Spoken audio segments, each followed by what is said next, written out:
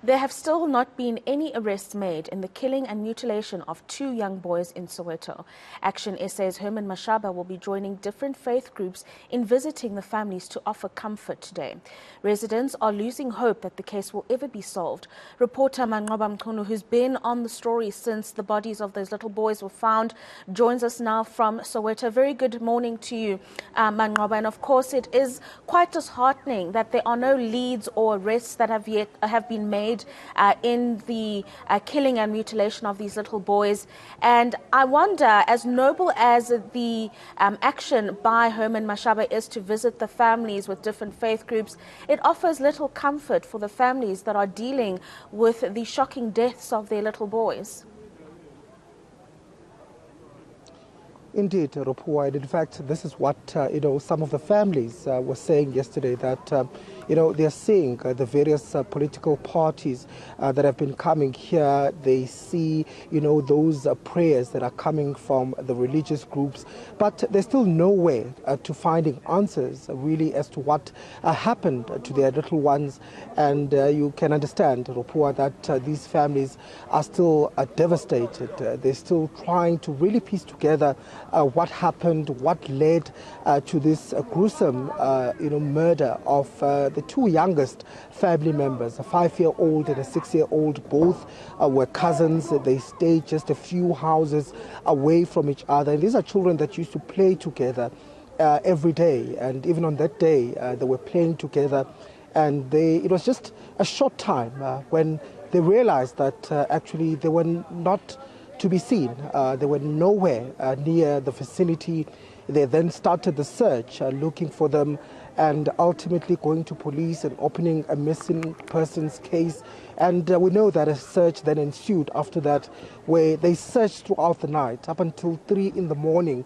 And that's when they then had been phoned by police after coming back to their houses to be told that they had found these little bodies. Of course, the scene was quite gruesome because the bodies had been mutilated.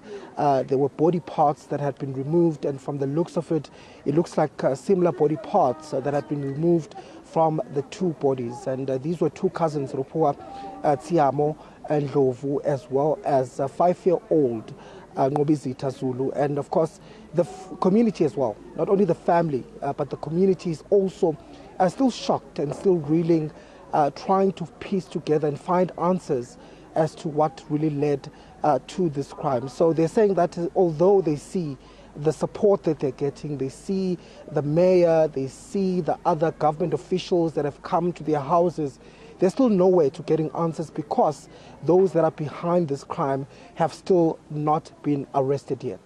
Yes, and on that point, Manqoba Mchunu, what have police said in terms of investigations, any leads that may lead to arrests in the coming days, or have they remained mum?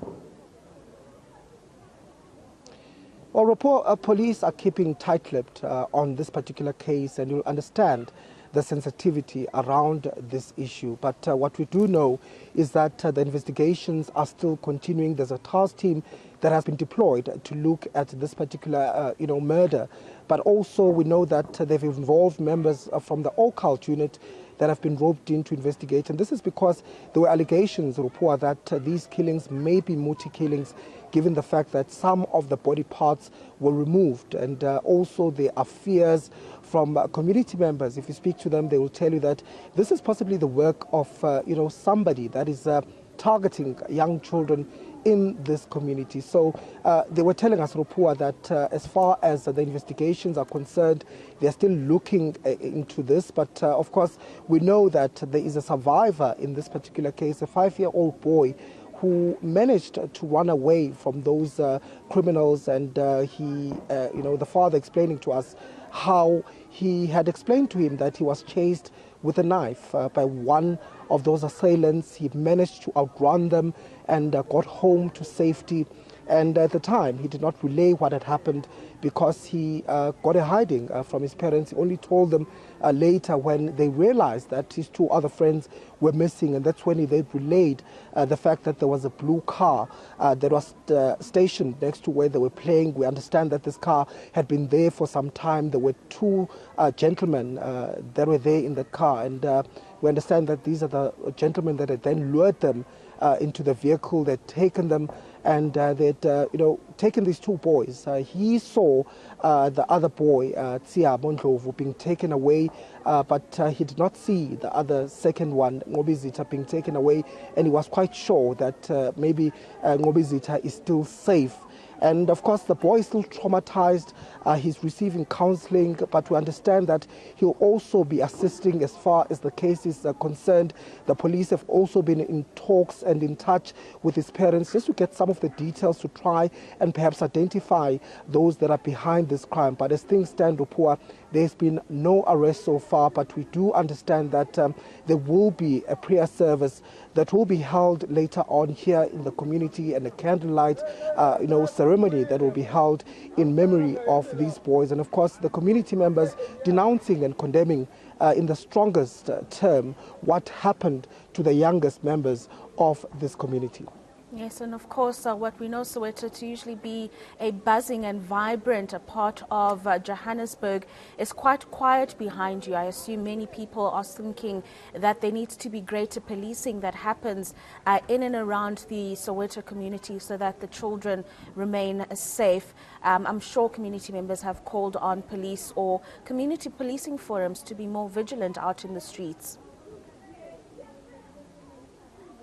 Indeed, Rapua, and in fact, we know that there's a community patroller here that has been assisting as far as crime is concerned. In fact, they're the ones, Rapua, that had assisted in the search for the two boys. They went throughout the night alongside the police and the families. And in fact, it's them that actually discovered the bodies of these two boys. And the community will tell you, Rapua, that these are the patrollers that have been keeping these streets safe. They're saying that the police have failed them. And in fact, they're quite scathing against the Moroka police station when we spoke to community members, saying that there are so many crimes that have happened in this community that are still unresolved. There are murders that have happened here, and the killers are still, roaming the streets here because the police are simply not doing their work here, and they've lost faith in the Moroka police station. In fact, they're saying that if the police are failing to arrest these criminals, they even take the law into their own hands because they've just given up on police, protecting them in this community. So that just tells you, how our community members are feeling about police. In fact, they're saying that even now, the fact that on the streets you hardly see a police van, just days after such a big incident like this has happened, it just tells you the state of policing here in this particular area, that they're really, not given the attention as community members, and that their children, are not safe to play on the streets. In fact, many of the parents are telling us that they don't even want their children to play in the streets anymore. They call them when it's 4 o'clock in the afternoon. They make sure that their children are inside because up until now there's still no policing. But another big problem, Rupua, is the issue of load shedding, and some of the community members are saying that this is also what's exacerbating the crime in this community, because this incident happened at a time when this area had been load shedded. It was dark on the streets, and they say that some of the lights don't even work, and that's when they'll expect that police will be around to ensure that the children are safe on the streets. But that certainly has not been the situation, and they're now saying that they are relying on these community patrollers. They're relying on the community members to ensure that they keep the streets safe, but of course hoping that the killers will be arrested soon, because they're saying that if these criminals are still out there, they might still be targeting the young ones here in this community. Manqoba Mchunu, thank you for that update, and of course we'll continue to keep in touch with you as you follow developments around the visit by Herman Mashaba, and of course the prayer and memorial sessions that are taking place today in remembrance of those children that were killed brutally so.